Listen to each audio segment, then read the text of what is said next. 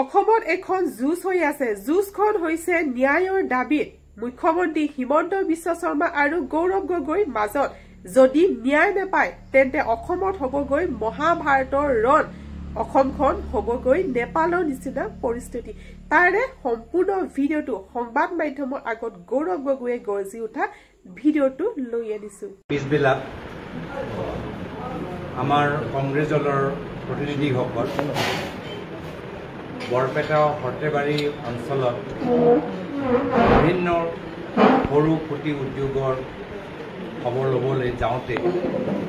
আমি গম পাইছোঁ যে অসমত থলুৱা উদ্যোগ কিমান বিপদত আছে আৰু এই উদ্যোগবোৰ যিমান আৰ্থিকভাৱে সহায় আগৰ কংগ্ৰেছ চৰকাৰ দিনত পাইছিল আজি তাৰিখত তেওঁলোকৰ ওপৰত যথেষ্ট হেঁচা GST যোগেদি কৰা গৈছে প্ৰথমতে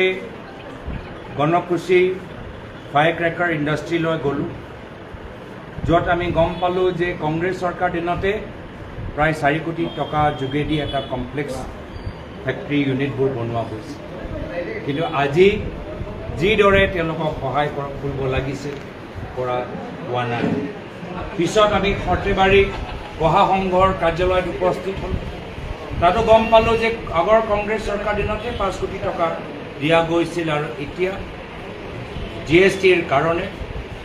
তেওঁলোকৰ যথেষ্ট আৰ্থিকভাৱে তেওঁলোকৰ সংকট সৃষ্টি হৈছে উজনি অসমত ক্ষুদ্ৰ চাহ খেতিয়কসকলৰ অৱস্থা আমি সকলোৱে জানো তো আমি বাৰম্বাৰ প্ৰশ্ন কৰিবলৈ বিচাৰোঁ যে এই এডভান্টেজ আসাম অনুষ্ঠান যে চৰকাৰে আয়োজন কৰে কাৰ বাবে কৰে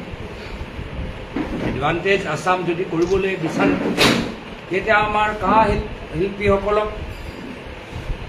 আমাৰ স্থানীয় খেতিয়কসকল চাহ শ্ৰমিকসকল ক্ষুদ্ৰ চাহ খেতিয়কসকল থলুৱা যে বৰপেটাত যিমান যে ইণ্ডাষ্ট্ৰীবোৰ আছে সেইবোৰক আমাক সহায় কৰিব লাগিছিল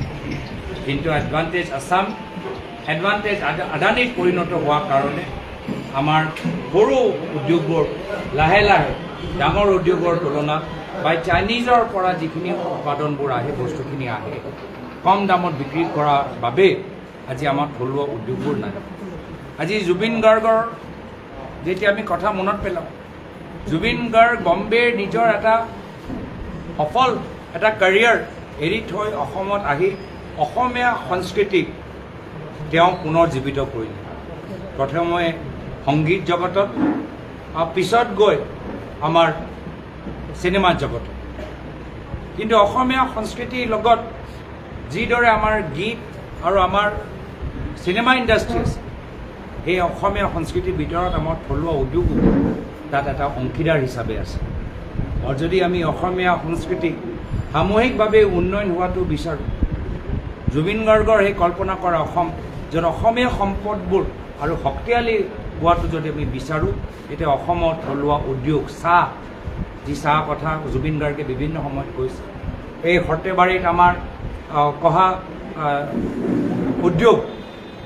আৰু আমাৰ বিভিন্ন বৰপেটা বা নামনি অসমত বিভিন্ন আমাৰ উদ্যোগবোৰ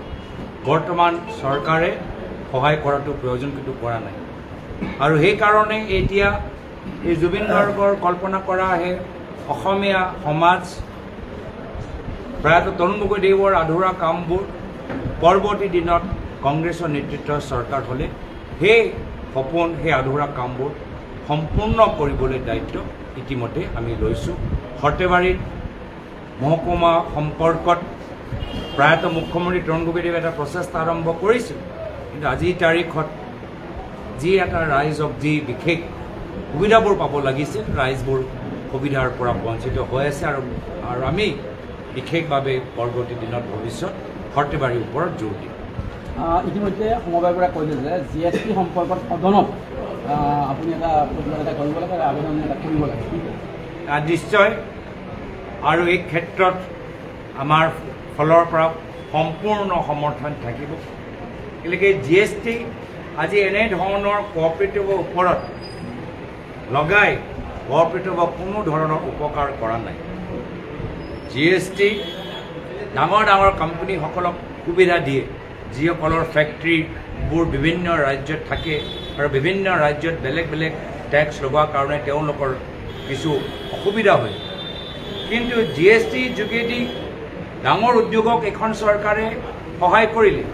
কিন্তু একে GST যোগেদি সৰু কুটি উদ্যোগত তেওঁলোকে আৰু বিপদত পেলালে নিশ্চয় সদনৰ ভিতৰতো আমাৰ অসমৰ সৰ্থেবাৰী আমাৰ কহা সংঘৰ দাবী যে GST পৰা ৰেহাই পাব লাগে এইখিনি দাবী নিশ্চয় আমি সদনৰ ভিতৰত আমি উত্থাপন কৰিম তাৰ মাজত এটা বাহিৰৰ কথা এটা সুধিব যিহেতু এইদিন বিশেষভাৱে চৰ্চা হৈ আছে জুবিনৰ কথা বা শান্তনু মহন্তৰ কথা শ্যামকানু মহন্তৰ কথা আৰু শ্যামকানু মহন্ত সম্পৰ্কত আপুনি থেংকছ দি টুইট কৰা বুলিও মুখ্যমন্ত্ৰীয়ে কৈছে গতিকে এই উত্তৰত কি ক'ব ৰাইজে আজি শ্যামকানু মহন্তৰ আৰু মুখ্যমন্ত্ৰী হিমন্ত বিশ্ব শৰ্মা ডাঙৰীয়াৰ কিমানবোৰ যে ফটো দেখিছে তাৰ কোনো গণনা নাই আৰু হ'ব পাৰে সেইবোৰ ফটো ৰাইজৰ মাজত প্ৰচলিত নহয় শ্যামকানু মহন্ত নিজৰ ফেচবুক একাউণ্টটো ডিলিট কৰি দিছে শ্যামকানু মহন্তৰ এই যে নৰ্থ ইষ্ট ফেষ্টিভেল কাৰ দিনত ডাঙৰ হ'ল ছিংগাপুৰ থাইলেণ্ড কৰিবলৈ নিশ্চয় ভাৰত চৰকাৰৰ অনুমতি পালে কেন্দ্ৰ চৰকাৰৰ অনুমতি পালে বিদেশ মন্ত্ৰালয়ৰ অনুমতি পালে তো কাৰ সমৰ্থন আছে সকলোৱে বুজি পায় কিন্তু দুখৰ কথা আজি মুখ্যমন্ত্ৰী হিমন্ত বিশ্ব শৰ্মা ডাঙৰীয়া হত্যাকাণ্ডৰ এটা অভিযোগ দাঙি ধৰিছে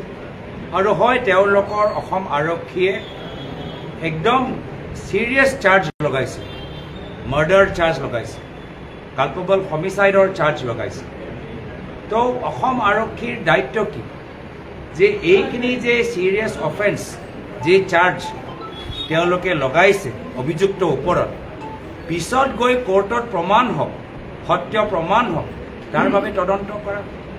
তাৰ বাবে এভিডেন্স তৈয়াৰ কৰা তাৰ বাবে গোটেই কেছটো বনোৱা সেইখিনি কামটো কৰা নাই আজিৰ তাৰিখত ঘটনাক্ৰমটো আমি বুজি পোৱা নাই অসমৰ ৰাইজে ঘটনাক্ৰমটো বুজি পোৱা নাই কি হ'ল কেনেকৈ হ'ল অসম আৰক্ষী মাৰ্ডাৰ কালপেবল হমিচাইডৰ এই চাৰ্জৰ ওপৰত তদন্ত কৰাতকৈ অসমীয়া শিল্পী সমাজক আজি তেওঁলোকক মাতি আনি আছে ছিংগাপুৰৰ যিসকল আছিল তেওঁলোকৰতো একো আজি এজনৰ বাহিৰত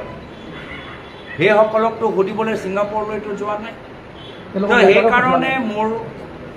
ভাবা হৈছে আৰু অসমৰ ৰাইজে ভাবিছে যে জানি শুনি মুখ্যমন্ত্ৰী মহোদয় এইবোৰ চব কথাবোৰ কৈ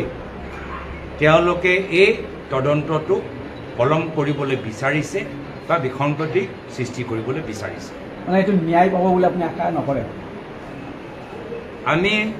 আশাবাদী কিন্তু ইতিহাসৰ ফালে যদি চাওঁ এতিয়া SIT জোনমণি ৰাভাৰ ক্ষেত্ৰত হ'ল জোনমণি ৰাভাৰ মৃত্যু কেনেকৈ হ'ল আমি গম পোৱা নাই যেতিয়া CBI জ্যোতিষা দাসৰ বঙাইগাঁৱৰ সেই এছিষ্টেণ্ট PWD ইঞ্জিনিয়াৰ আত্মহত্যা ক্ষেত্ৰত গঠন হ'ল তাৰপিছত কেনেকৈ জ্যোতিষা দাসে আত্মহত্যা কৰিবলৈ বাধ্য হ'ল আজিৰ তাৰিখত আমি গম পাওঁ আমি আশাবাদী আৰু সেইকাৰণে আমি ন্যায় দাবীত আমি চুকে কোণে আমি কেণ্ডেল লাইট মাৰ্চ কৰি আছোঁ ন্যায় অপেক্ষা কৰি আছোঁ ন্যায় আমাক লাগে ন্যায় গৰিমা শইকীয়া বাইদেৱে বিচাৰিছে ন্যায় আমি বৰঠাকুৰ বাইদেউ বিচাৰিছে জুবিন গাৰ্গ অনুৰাগীসকলেও বিচাৰিছে আৰু আমি অসমৰ জনসাধাৰণৰ ন্যায় দাবীত ৰাইজৰ লগত থিয় দিছোঁ